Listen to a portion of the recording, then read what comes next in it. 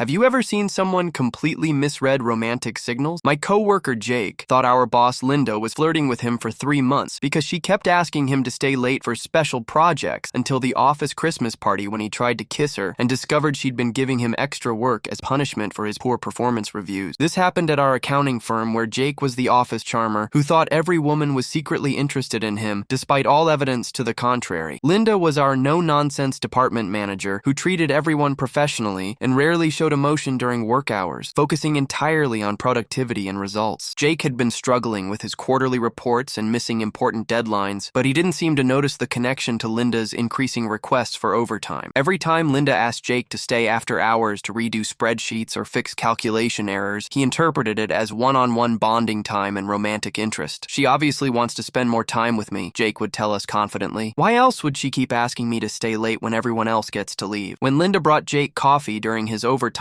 sessions, he saw it as romantic gestures instead of basic manager courtesy to keep employees alert during extra work. Jake started buying Linda small gifts and leaving them on her desk with notes signed "Your Secret Admirer" that made everyone else cringe with secondhand embarrassment. Linda seemed confused by the gift but accepted them politely, which Jake took as encouragement to escalate his romantic pursuit and increase his flirting attempts. He began complimenting her outfits every morning, offering to carry her briefcase to meetings, and volunteering for every project she mentioned needing help with. "She lights up when she sees me," Jake told me confidently during lunch. "I think she's just being professional, but there's definitely chemistry between us." Meanwhile, Linda was getting increasingly frustrated with Jake's work quality and seriously considering putting him on a formal performance improvement plan with HR documentation. At the office Christmas party, Jake saw his chance to make his move when Linda was standing alone by the punch bowl looking tired. He walked up with mistletoe he'd brought specifically for this moment, told her how much he'd enjoyed their intimate late-night sessions,